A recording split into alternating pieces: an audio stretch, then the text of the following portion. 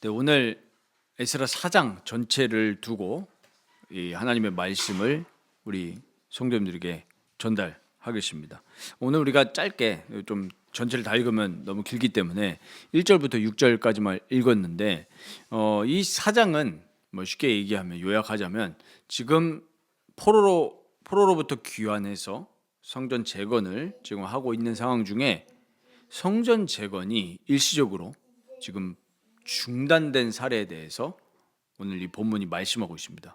근데 왜 중단됐냐라고 하니까 이 베냐민과 이스라엘의 대적들, 그러니까 쉽게 말하면 사마리아 땅에 있는 그 사람들이 이 성전 재건을 방해하고 있던 것입니다. 자, 예배를 방해하는 요소들.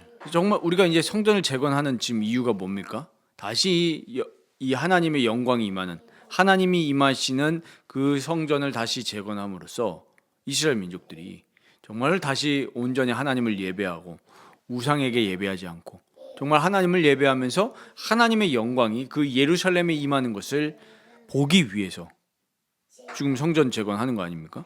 그런데 성전 재건이 방해가 지금 되고 있습니다.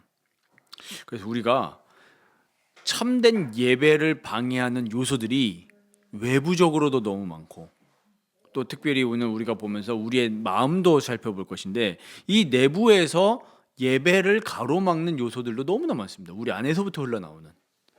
그래서 이 내부 외부 방해하는 요소들이 예배를 방해하는 것들이 언제나 있지만 예배를 방해하는 것도 어떻게 결국에 승리해야 되냐면 하나님을 예배함으로써 승리할 수 있습니다.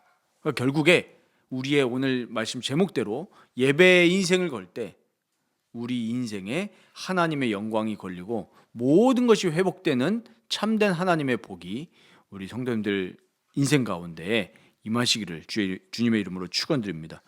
그래서 오늘 우리가 이 에스라서 4장을 보면은 좀 자세하게 읽으신 분들은 좀 알겠지만 뭐 살짝 좀 연대적으로 조금 요거 이상하지 않나 좀 이런 좀 발견을 하셨으려나 좀 모르겠습니다. 이게 삽입구거든요. 지금 연대가 뒤섞여 있어요. 자, 1절부터 5절까지는 누구 계시냐면 고레스, 이 바사왕의 첫 번째 왕인 이 고레스가 이스라엘 백성들을 가라고 딱 포로로 귀환시키고 고레스의 시대부터 다리오 왕, 여러분들이 아시는 그 다니엘이 있었던 그 다리오 왕이 아닙니다. 다른 왕이에요. 그 다리오 왕이 즉위할 때까지 성전 계획이 지금 막힌 겁니다. 성전 재건 계획이 지금 막혔어요. 이거를 이제 1절부터 5절까지 보여주고 그 다음에는 섞였습니다. 6절부터는 아수에로 때에 반대 세력들이 지금 이스라엘 백성들이 성전 재건하는 것을 지금 고발하는 지금 장면이 나오고 7절부터 10절까지는 그 뒤에 왕인 아닥사스다 왕. 아수에로 왕은 아시죠? 누구 때 왕입니까? 에스더 때 왕이에요. 그러니까 그 아수에로 왕 에스더, 이거는 에스더서는 나중에 이제 우리 5장, 6장, 7장 가면서 좀 언급을 하겠지만 포로에서 돌아오지 못한 백성들을 지금 또 다루는 이 말씀이 에스더서죠. 이거는 포로 귀환했던 사람들 얘기입니다. 그래서 사실 이스라엘 민족이 정말로 이렇게 참 너무나 힘들고 비참했던 그 여정이 이스라엘 역사 가운데 계속 반복이 되거든요. 보면 어쨌든 이 7절부터 10절까지는 아닥사스다 왕 때 방해받은 이야기를 지금 얘기하고 있습니다. 근데 거기 중에 하이라이트가 뭐냐면은 지금 11절부터 16절까지는 이 아닥사스다 왕에게 뭘 올렸냐면은 고발문을 올린 겁니다.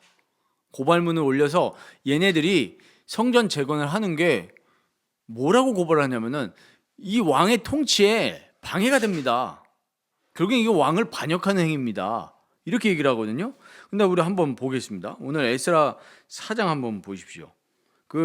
특히 12절을 우리가 좀 봐야 되는데 12절에 뭐라고 합니까? 이 말도 안 되는 말을 해요.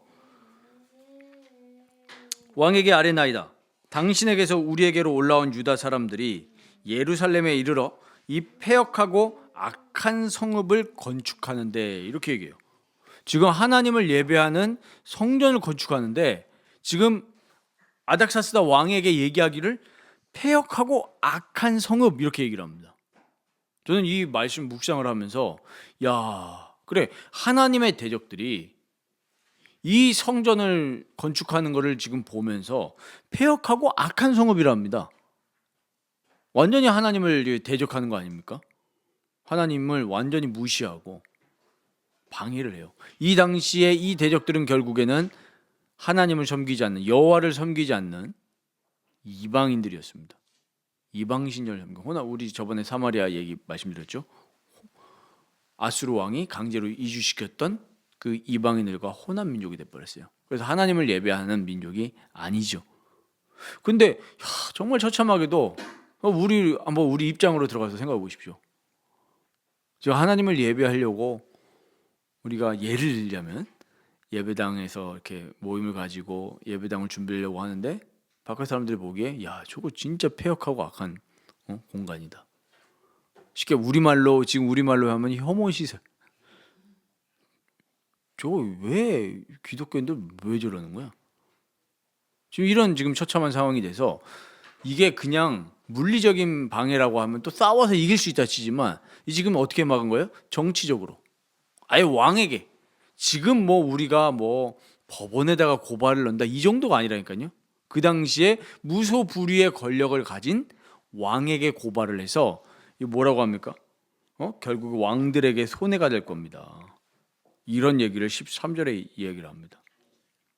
이 성전을 다 건축하면은 성벽을 재건하면 결국에 조공과 관세와 통행세를 왕에게 안 바칠 겁니다. 쟤네들이. 이렇게 얘기를 하면서 정치적으로 막아버립니다.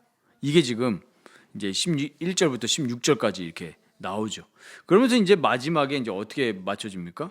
23절에 아닥사스다 왕의 조서 초본이 르훔과 서기관 심세와 그의 동료 앞에서 낭독됨에 어떻게 됐습니까? 그 결과로 왕이 명령을 해서 유다 사람들을 보고 권력으로 억제하여 그 공사를 그치게 했다.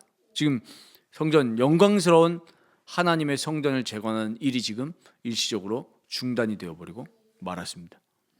여기까지가 삽입구예요.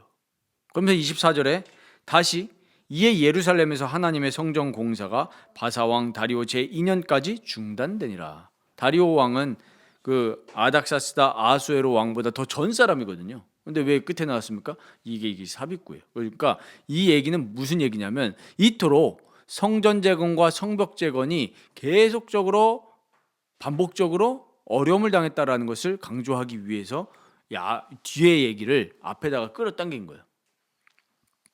자, 그래서 지금 이스라엘 백성들이 위기를 딱 맞은 겁니다.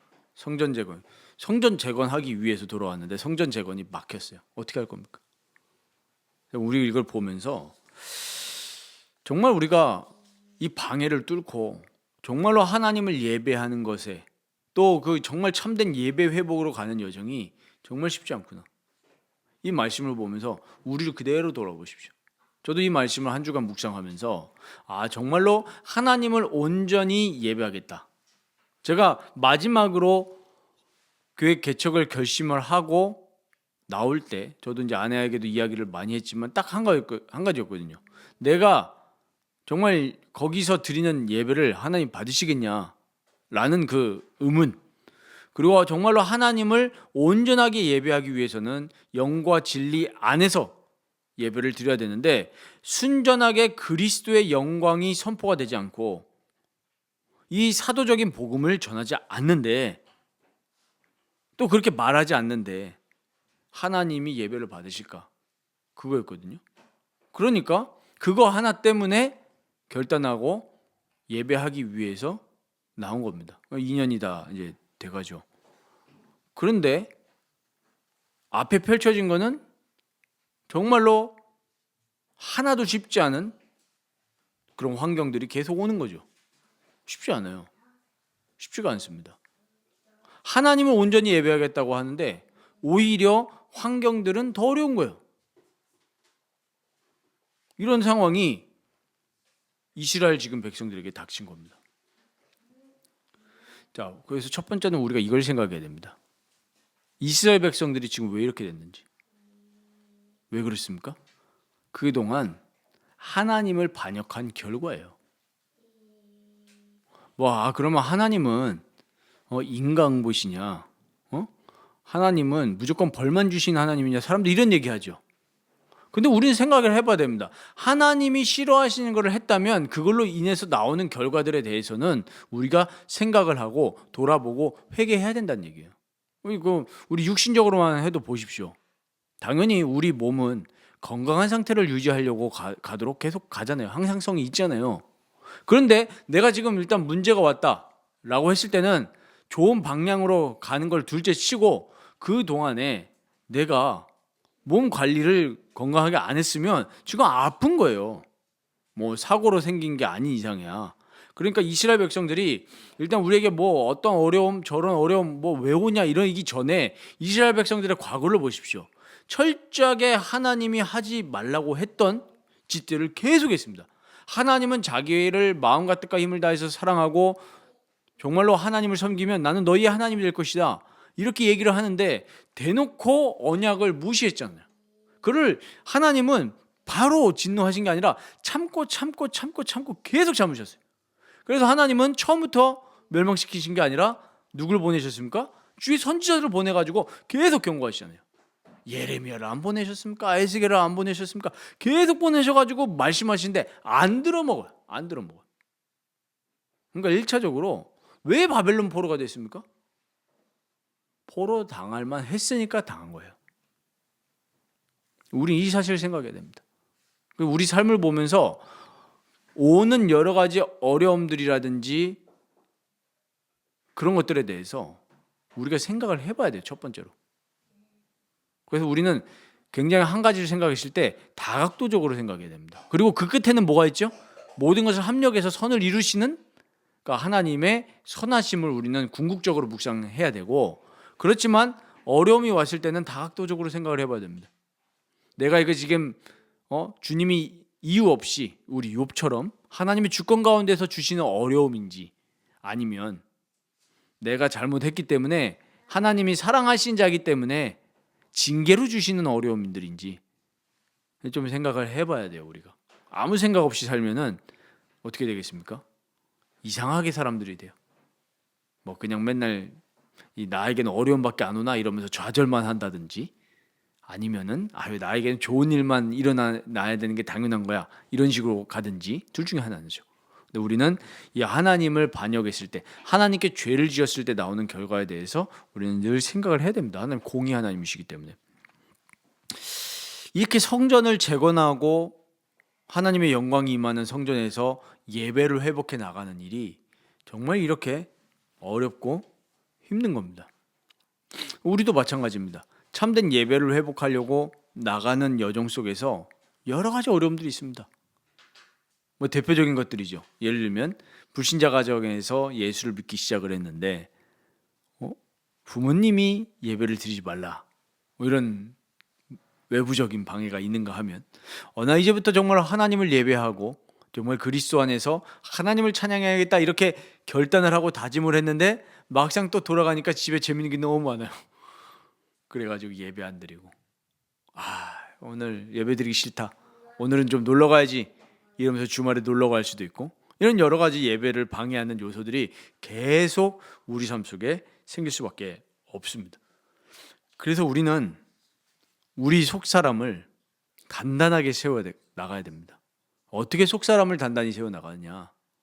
우리가 정말로 하나님의 영광을 보는 예배를 회복하고 정말 예배자로 살기 위해서 결단하고 다짐해야 되는데, 그러려고 하면 우리 속사람을 만들어야 돼요. 어떻게 만드냐? 말씀으로 만들어야 됩니다.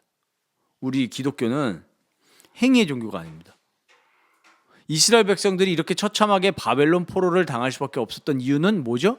하나님의 말씀을 무시했기 때문에 그렇게 된 겁니다. 하나님은 주의 종들 선지자를 통해서 말씀하셨잖아요.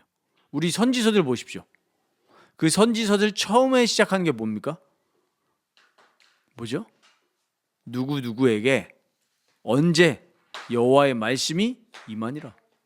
하나님의 말씀을 그 종의 입술에게 넣어줘서 그 선지자를 통해서 이스라엘 백성에게 대언시키셨단 말이에요. 그런데 이스라엘 백성들 보십시오. 예레미야에게 어떻게 대표적으로 했던 일은 뭡니까? 뺨싸대게 때리고 막 핍박하고 죽이려고 하고 그게 이스라엘 백성의 영적인 상태였단 말이에요. 말씀을 마음에 안 담아요. 그래서 우리가 정말로 이 모든 방해를 뚫고 핍박을 뚫고 우리 내면 속에 있는 그 죄를 뚫고 예배를 회복하는 여정으로 가려면 첫 번째 해야 될 것이 말씀을 채워야 된다는 거예요. 말씀을. 내가 예배를 열심히 드리겠습니다. 안 됩니다. 절대 안 돼요. 하나님의 말씀을 우리 마음속에 넣어야 됩니다. 이제 뒤에 뭐 또 에스라 또 뒤에 나가면서 에스겔이 필연적으로 언급이 될 텐데, 에스겔 선지자가 뭐라고 합니까? 말씀. 마른 뼈다귀가 어떻게 살아났습니까? 말씀이요. 하나님의 말씀. 하나님의 말씀이 임해질 때 마른 뼈다귀들이 힘을 얻고 살아났습니다. 성전에 하나님의 영광이 임하고 하나님의 말씀이 채워질 때 모든 그 물이 흘러 들어가는 곳마다 어떻게 됐다고 그랬습니까? 살아났다고 그랬어요. 그 포로기와 포로기 전에 임했던 그 하나님의 이 선지자를 통해서 주신 말씀들을 보면 싹 다 뭐예요? 하나님의 말씀을 마음에 담으라는 거예요. 에스겔서에는 그래서 무슨 얘기합니까? 새 언약 얘기하잖아요. 내 마음에 부드러운 마음을 주고 하나님의 말씀을 심기겠다는 거예요. 근데 우리 지금 보십시오. 이 땅에 지금 이 시대를 살아가는 수많은 그리스도인들조차도 교회는 다니고 교회에서 직분도 받으나 심지어 목사들도 어마어마한 주님의 직분인 목사라는 타이틀을 받아놓고서도 마음에 뭘 담고 있습니까? 하나님의 말씀을 담은 게 아니라 사람의 지혜, 사람의 지식, 세상 트렌드를 마음에 담고 목회를 한단 말이에요. 오히려 그렇게 되어지는 것이 더 목회가 잘 되어지는 것처럼 보이고 사람들도 더 많이 모이고 그렇습니다. 그러나 진짜로 하나님의 말씀만을 마음에 담고 이 말씀이면 된다라고 하는 목사들도 점점 줄어들고 있는 현실입니다. 교회는 이런 마케팅을 해야 됩니다 라는 사람들이 점점 많아지고 있는 거예요. 하나님 말씀보다. 그러니까 하나님의 말씀을 단단하게 내 마음속에 채워서 나를 단단하게 채워가지 않으면 결국에는 무너지게 돼 있습니다. 그래서 우리는 하나님의 말씀을 사모해야 되고 주야로 깨서 하나님의 말씀을 묵상해야 될 줄 믿습니다. 하나님의 말씀을 사랑해야 될 줄 믿습니다. 그래서 우리 돌봐야 돼요. 첫 번째로 우리를. 나는 진짜 말씀을 사모하고 있는가? 아니면 나는 그냥 종교 생활하고 있는가? 이 생각을 우리는 해봐야 되겠습니다. 하나님 말씀만이 우리로 하여금 예수님께 소망을 두고 하나님께 소망을 두고 정말 성령님께 붙들리기를 원하게 만듭니다. 네. 우리 기독교는 행위의 종교가 아니라 계시로부터 시작하거든요. 하나님의 말씀으로부터 시작합니다. 그리고 이 말씀을 붙들고 그 다음에 우리가 해야 될 것은 뭐냐면 기도입니다. 기도. 회복하려면 반드시 따르는 게 기도예요. 그러면 우리가 이런 의문이 들 수 있습니다. 하나님이 모든 걸 다 하신다면서요. 하나님이 주권을 가지고 계신다면서요. 그럼 우리는 내가 기도 안 해도 되겠네요? 오해한 거죠. 시편 126편을 보면은 무슨 이야기입니까? 포로에서 돌아오는 이야기입니다. 포로에서. 그때 시편 126편 5절에서 6절 보면은 무슨 얘기 나옵니까? 눈물을 흘리며 씨를 뿌리는 자는 그 열매를 거둔다고 얘기했습니다. 그리고 6절에는 눈물을 흘리며 씨를 뿌린 자는 무슨 단어가 나오냐면 반드시 그 단을 거두리로다 그랬습니다. 눈물을 흘리며. 이게 무슨 얘기하는 겁니까? 우리가 하나님은 말씀대로 이루시지만 반드시 그 말씀을 변함없이 이루시는 게 맞지만 우리는 뭐 해야 된다는 얘기예요? 눈물로 씨를 뿌리고 기도해야 된다는 이야기입니다. 근데 많은 이 기독교인들이 눈물로 씨를 뿌리지 않습니다. 하나님의 시간이 있고 다 하나님의 철저한 계획이 있지만 많은 부모님들이 자녀들의 신앙을 두고 눈물로 기도를 안 합니다. 우리 막 이런 얘기 많이 하잖아요. 뭐야, 한국 교회가 뭐 이상하다 저렇다 이런 얘기 우리 정말 많이 합니다. 그런데 진짜로 한국 교회를 두고 눈물로 기도하는 사람은 또 없어요. 맨날 뭐만 합니까? 선생질만 하는 거예요. 선생질만. 저부터도 입만 산 거예요. 입만. 정말로 이렇게 한국 교회가 많은 성도들이 신앙을 잃고 목사들도 타락하고 이런 시대에, 세상의 포로가 된 이 시대에 정말로 한국의 교회를 두고 눈물로 기도하는 사람은 없는 거예요. 눈물로. 그래서 눈물 없이 세워지는 교회, 가정, 국가는 없습니다. 우리나라에 정말 희망이 없는 것처럼 지금 흘러가지만 만약에 딱 한 가지 희망이 있다면 눈물로 국가와 교회와 정말 후대들을 두고 눈물로 기도하는 의인 10명만 있다면 하나님은 정말 우리나라가 하나님을 예배하는 민족으로 세우실 줄 믿습니다. 교회도 마찬가지예요. 교회를 두고 하나님의 말씀을 먼저 받고 정말로 하나님 우리 라이프 교회가 우리 가정 또 우리 후대들 정말 교회가 하나님을 온전히 예배할 수 있도록 먼저 말씀을 받고요. 정말 예수 그리스도의 말씀을 늘 마음에 담고 그 다음에 눈물로 기도한다면 하나님은 그 자리에 그 사람에게 참된 예배와 하나님의 영광을 회복시키실 것입니다. 눈물로 기도해야 됩니다. 눈물로. 그래서 오늘 우린 돌아봐야 돼요. 내가 지금까지 이 신앙과 교회와 예배에 대해서 어떤 마음과 자세를 가지고 살았는지, 내가 지금 무엇에 눈물 흘리고 있습니까? 그게 진짜 내 마음이에요. 우리 예전에 한국교회 초반에 보면은 거기 무슨 신학이 있었습니까? 그렇잖아요. 뭐 대단한 신학자들이 있었습니까? 대단한 목사들이 있었습니까? 근데 한국교회를 세운 거는 정말 아무리 봐도 그 아무 힘없는 누구예요? 할머니들, 아줌마들, 힘없는 엄마들, 심지어 초등학교도 못 간 어머니들 얼마나 많았습니까? 근데 예수님을 만나고 나서 딱 한 가지 했던 게 있죠. 뭐예요? 무릎 꿇고 눈물로 기도한 거예요. 그분들 때문에 한국이 일어났습니다. 그분들 때문에 한국교회가 부흥했다고요. 그런데 안타깝게도 배부르니까 눈물의 기도를 또 놓친 거예요. 그래서 예수님도 산상수훈에서 뭐라고 가르치십니까? 의에 줄이고 목마른 자, 심령이 가난한 자, 애통하는 자가 뭐가 있다? 복이 있다 그랬잖아요. 근데 많은 지금 기독교인들이 헛된 거에 눈물을 흘리고 있는 거예요. 헛된 거에 슬픈 거예요. 진짜로 하나님의 영광이 사라져가고 참된 예배가 없어져가는 이거를 보면서 눈물을 흘리는 게 아니라 나 너무 힘들다, 이거에 눈물을 흘린 거예요. 저도 이걸 준비하면서 정말로 저도 우리 교회를 두고 또 우리 후대들을 두고 정말로 눈물로 기도해야 되겠다, 이런 하나님 마음을 주시더라고요. 눈물로 기도하는 한 사람만 있으면 삽니다. 눈물로 기도하는 한 사람 없는 거예요. 결국에 하나님은 예레미야에게 말씀을 주셨고 예레미야는 그 말씀대로 믿었습니다. 그리고 예레미야는 별명대로 눈물의 선지자라는 별명대로 이스라엘 민족들을 두고 눈물로 기도했습니다. 그 결과 어떻게 됐습니까? 진짜로 회복시키셨잖아요. 하나님 70년 만에 포로에서 귀환하게 하시잖아요. 돌아봐야 돼요. 그리고 우리가 같이 찾아봐야 될 구절이 에스겔서입니다. 에스겔 36장 36절에서 37절 말씀을 우리 함께 좀 찾아보겠습니다. 에스겔 36장입니다.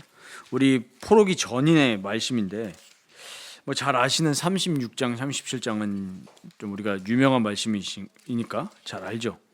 36장 36절, 37절 제가 읽겠습니다. 너희 사방에 남은 이방 사람이 나 여호와가 무너진 곳을 건축하며 황폐한 자리에 심은 줄을 알리라. 하나님 말씀하시잖아요. 무너진 곳을 하나님이 건축하신다고요. 그리고 황폐한 자리에 심겠다.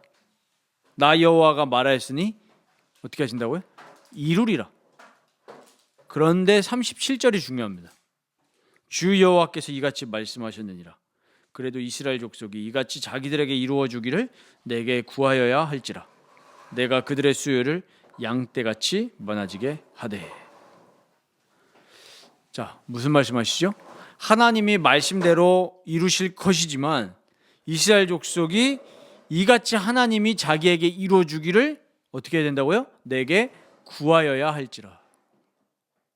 제가 이 말씀을 왜 이렇게 아냐면, 제가 대구에서 부교육자로 사역을 할 때 그 금요기도회 시간에 전에 그 선교를 두고 기도하는 시간이 있었어요. 그때 제가 섬기던 담임 목사님이 그때 이제 잠깐 한 20분 정도 이 시간에 한 10분 정도 말씀을 이렇게 전달을 하시고 10분 정도는 거기에서 이제 선교를 두고 기도하는 분들이 모여서 함께 기도를 했습니다.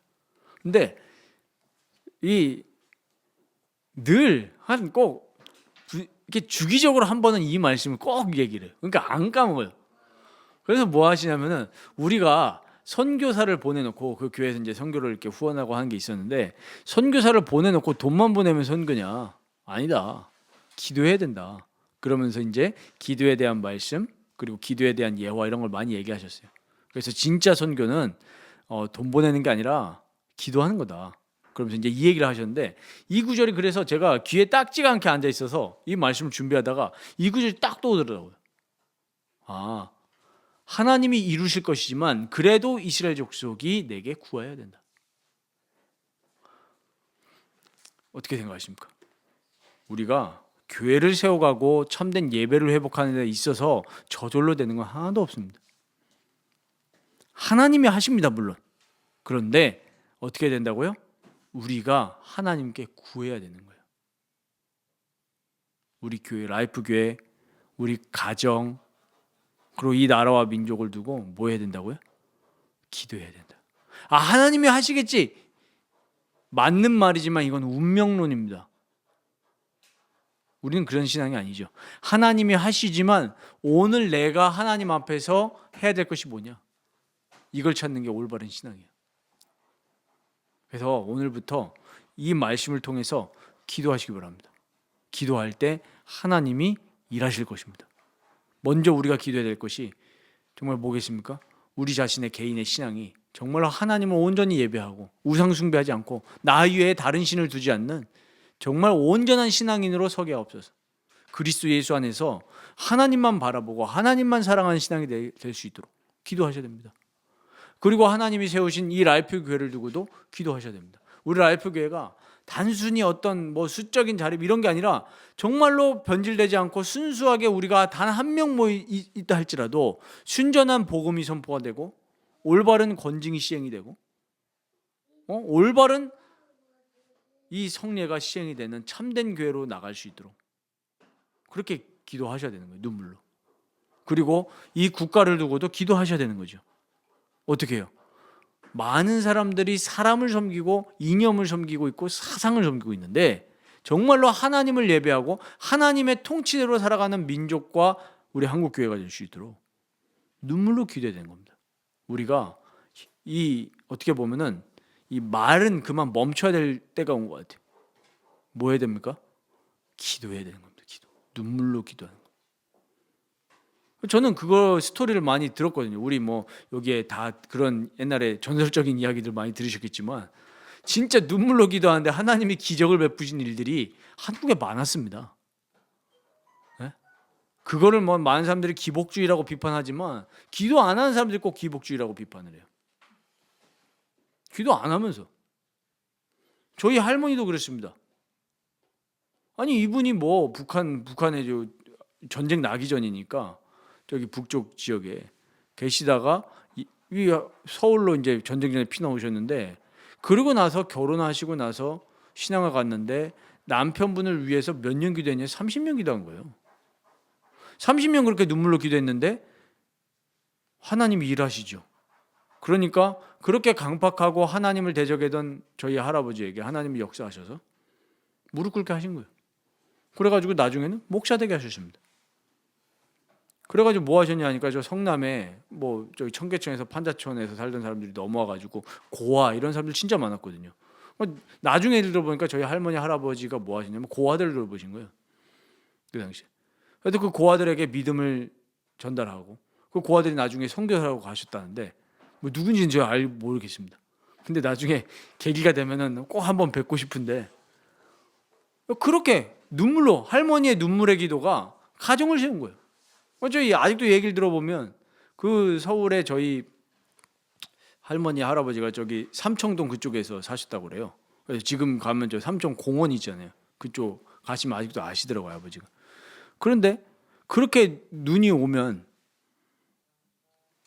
바닥에 푹푹 서울도 그때도 푹푹 쌓이는데 참 배부르죠. 우리는 눈 오고 뭐 질병 걸렸다 하면 교회 안 오잖아요. 근데 그렇게 눈이 와도 새벽 기도로 가는 거예요. 그래서 할머니가 사남매가 있는데 유독 저희 아버지를 업고 그리고 새벽 기도를 가신 거예요. 눈이 푹푹 쌓이는데 뭐 있겠습니까? 아무것도 바라볼 게 없으니까 기도하는 거예요. 어찌 보면 우리가 너무 육신적인 게 우리 주변에 많아서 하나님을 온전히 바라보지 못하고 기도하지 않는 거일 수도 있습니다. 기도해야 됩니다. 기도가 우리 교회에 회복돼야 되겠습니다. 기도, 눈물로 기도. 눈물로 기도하는 한 사람의 기도가 자녀를 세우고 교회를 세우고 국가를 살 줄 믿습니다. 우리 유명한 이야기 있지 않습니까? 그 존 낙스를 보고 영국의 메리 여왕인가요? 뭐 어마어마한 숫자의 군대보다 존 낙스의 기도가 무섭다. 우리가 그런 이 신앙을 가져야 될 줄 믿습니다. 기도하는 신앙. 그래서 우리가 뭘 기도해야 된다고요? 정말 우리가 하나님을 온전히 예배하는 것을 막는 우리 내부 외부의 모든 방해와 대적들의 관계, 마귀의 관계를 뚫고 나의 죄성을 뚫고 하나님을 예배하기 위해서 기도해야 됩니다. 저도 한 번은 저희 딸이 학교 끝나고 집에 와가지고 이렇게 같이 이 성경을 가지고 교제하고 얘기하고 있는데 그런 생각이 드는 거예요. 내가 아무리 지금 이 하나님의 말씀을 우리 딸에게 잘 전달한다 한들 하나님이 이 아이에게 일하시지 않고 회심을 주시지 않으면 이 아이가 나중에 내가 나이 들었을 때 신앙을 떠날 수도 있는 거다. 이 아이를 두고 내가 눈물로 기도해야 된다. 눈물로 기도를 안 했더라고요. 진짜 눈물로 기도해야 되겠다. 교회도 마찬가지입니다. 라이프 교회를 두고 기도하면서도 내가 열심히 잘 공부하고 열심히 잘 준비해서 하는 것도 물론 뭐 당연히 해야 되는 거죠. 그러나 내가 거기에 기도가 빠진다면 이거는 말장난이다. 기도할 때 하나님의 영광이 임합니다. 하나님이 일하십니다. 오늘 이 시편 126편 그다음에 에스겔 36장 말씀을 우리가 언약으로 붙들고 이번 주부터 우리가 정말로 하나님께 간절히 기도하고 눈물로 기도하는 그 기도가 시작돼야 되겠습니다. 그럼 이제 우리가 어떻게 예배해야 됩니까? 이 정말 성전 재건을 방해하는 많은 세력들이 있었지만 결국엔 하나님은 성전 재건을 완료하셨습니다. 물론 그리고 나서도 이스라엘 백성들의 역사를 보면 또 암흑기가 또 옵니다. 말라기 이후로 400년 동안 하나님의 계시는 끊깁니다. 그러나 가장 어두웠지만 누가 준비되는 거예요? 예수 그리스도의 오심이 준비가 되는 겁니다. 그래서 하나님은 세례요한을 또 부르셨고 주의 길을 예비함을 통해서 하나님 나라를 얘기했죠. 회개하라 천국이 가까웠느니라.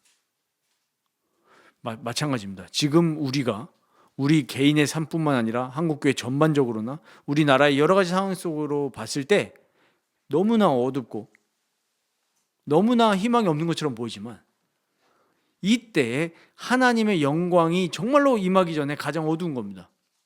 그럼 이때 우리는 뭘 붙들고 기도해야 되냐면 정말로 하나님을 예배하는 예배가 회복이 되어질 때 우리 삶의 모든 것이 회복되어진다는 사실을 우리는 기억해야 됩니다.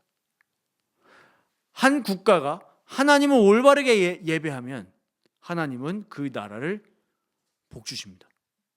미국이 그랬습니다. 많은 사람들이 미국은 기독교 국가 아니다 이런 사람들 물론 있어요. 맞습니다. 실제로 정치인들은 하나님 안 믿는 사람들 많았어요. 초기 때부터. 그러나 그 나라가 세워질 때 처음에 배경을 보면 뭐였어요? 영국의 청교도들이 뭐 하겠다고요? 하나님은 올바르게 예배하겠다고 아메리카 대륙으로 간 거예요. 그거는 팩트잖아요. 그 소수 때문에 하나님은 그 미국이라는 나라를 복 주신 거예요. 제가 깜짝 놀란 게 미국 가서, 미국을 제가 3번인가 4번인가 갔는데 미국에 애틀랜타 한번 갔을 때입니다. 산속에 어떤 수양관에 들어갔었는데 깜짝 놀란 게 나무들도 그렇고 열매들도 그렇고 그 소산들이 질이나 양이 이 크기가 다른 거예요. 그래가지고 제가 이걸 가지고 거기 현지의 목사님하고 얘기했는데 진짜 그렇대.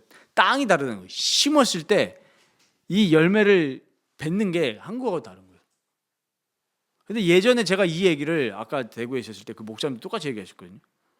어렸을 때 한국이 진짜 농사도 안 되고 심어도 안 나고, 그러니까 이 예배하지 않고 우상 숭배하던 민족의 그 땅까지 어려움 당할 수밖에 없는 거예요. 그런데 복음이 들어오고 하나님을 예배하니까 땅도 달라지는 거예요.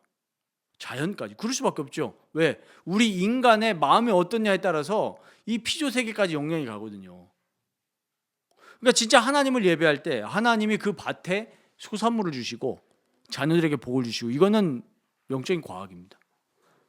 그래서 내 삶이 정말로 하나님을 기뻐하는 방향으로 간다면 나의 삶의 모든 것이 제자리로 잡힐 줄 믿습니다. 이거는 영적인 과학입니다. 왜? 우리 인생의 목적이 뭐예요? 하나님을 영화롭게 하고 그 하나님의 영광을 위해서, 또 하나님을 영원토록 충만히 즐거워하는 게 우리 삶의 목적이지 않습니까? 우리 웨스트민스터 대교리문답, 소요리문답은 똑같이 1문에 이 얘기합니다. 우리 인생의 목적이 뭐냐? 하나님을 영화롭게 하고 하나님의 기쁨, 하나님을 기뻐하는 것, 그것이 우리 인생의 목적이다. 이게 예배잖아요. 그 원래 우리의 인간, 하나님의 형상, 하나님을 예배하고 하나님을 기뻐하는 게 회복이 되면 당연히 우리 삶의 모든 게 회복이 되죠. 돈을 기뻐하던 인생에서 하나님을 기뻐하니까 하나님이 진짜 경제에 복을 주시는 거고, 아이들의 우상이 돼가지고 아이들에게 성공시키려고 달달 볶고 그런 인생에서 아이들과 하나님을 정말 예배하게 되질 때 진짜 성공의 복을 후대들에게 주시는 거란 말이에요. 지금 우리나라에 일어나는 문제들은 싹 다 하나님을 올바르게 예배하지 않아서 오는 문제들이에요. 우리가 겪었던 지난 어떤 이 교단의 일들 다 뭐죠? 하나님을 올바르게 예배하지 않고 우리의 노력, 우리의 열정을 예배하게 되어질 때 일어나는 일들이잖아요. 하나님을 예배하게 되어지는 그 참된 예배가 우리에게 회복이 되어질 때 우리의 삶에 정말 하나님이 회복하시는 그 증인들이 되시길 바랍니다. 우리 십계명 잘 아시죠? 십계명 1계명부터 4계명까지가 누구에 대한 겁니까? 하나님께 대한 거예요. 나 이외에 다른 신을 두지 말라. 하나님 예배하라는 거예요. 우상 두지 마라. 다른 형상 두지 말라. 하나님 예배하라는 거예요. 내 이름을 망령되이 일컫지 말라. 하나님 올바르게 섬기라는 얘기입니다. 그러면서 무슨 이야기 하십니까? 안식일을 기억하라고 그랬어요. 안식일을 기억하여 거룩하게 지키라. 오늘 이제 개인 예배와 주일 예배 말씀드리는데 정말 우리가 예배에 대한 생각을 다시 정리해야 됩니다. 하나님을 예배하는 마음이 일주일 동안에 우리 마음 전체를 지배를 해야 돼요. 그래서 첫 번째가 개인 예배입니다. 이 6일은 왜 있는 겁니까? 주일을 온전히 준비하기 위해서 있는 겁니다. 사실 우리 신자의 삶의 중심은 주일이에요. 나머지 6일은 뭐 하는 시간이냐? 내 삶 속에서 하나님을 예배하고 또 하나님이 우리에게 맡겨주신 일터에서 하나님께 영광을 돌리고 또 그 사람들이 예배자로 돌아오기 위해서 우리도 성실하게 일하는 시간입니다. 하나님 인정하는 시간이에요. 그러면서 우리 웨스트민스터 신앙고백서 보면 뭐라고 하는 줄 아십니까? 주일을 위해서 6일 동안에 최선을 다해서 이 나에게 맡겨진 세상 속에서 일을 해야 된다. 그래서 주일날 그 일을 다 처리하지 못해서 주일날 그것 때문에 신경 쓰는 일이 없어야 된다. 그러니까 학생들은 어떻게 해야 되는 거예요? 숙제 주일날 해야 돼라고 해가지고 주일날 예배 안 온다라고 만약에 저희 딸이 얘기했다라면은 제가 이 궁둥이를 때려야 되겠죠. 야, 6일 동안 뭐 했냐? 6일 동안 최선을 다해서 숙제 다 해놔야 되는 거예요. 어른들은 6일 동안 다 해놔야 되는 거예요. 그래서 주일날에는 다른 모든 것들을 잊고 하나님 온전히 예배할 수 있도록 그렇게 준비를 해야 되는 겁니다. 그러니까 주일은 무슨 시간이냐면 다시 우리가 하나님을 예배하고 경외하는 마음을 재충전하는 시간입니다. 6일 동안 우리가 세상에 살다 보면 영향을 받기 때문이죠. 그래서 우리가 이 평상시의 예배. 그래서 저는 이 말씀 준비하면서 이렇게 적어봤습니다. 내가 결단해야 될 예배. 아침 첫 시작. 또 하루를 마무리하는 시간. 진짜 내가 하나님 예배해야 되겠다. 말씀을 읽고 소리내어서 기도하고 이렇게 해야 되겠다. 찬양하고. 다른 거 뭐 불평 걱정하기 전에 하나님을 예배하죠. 그렇게 되어질 때 우리 삶에 정말 참된 성전 그리스도시죠. 그리스도의 영광 우리에게 임해서 그리스도 안에서 하나님의 임재를 맛보고 하나님의 회복을 경험하는 그런 참된 하나님의 역사가 우리 라이프 교회와 또 우리 모든 성도님들에게 임할 줄로 믿습니다. 이번 한 주간 이 말씀을 잘 돌아보시면서 예배와 말씀, 기도 이 부분에 정말 온전한 회복을 이루는 하나님의 역사가 있게 되기를 주님의 이름으로 축원드립니다.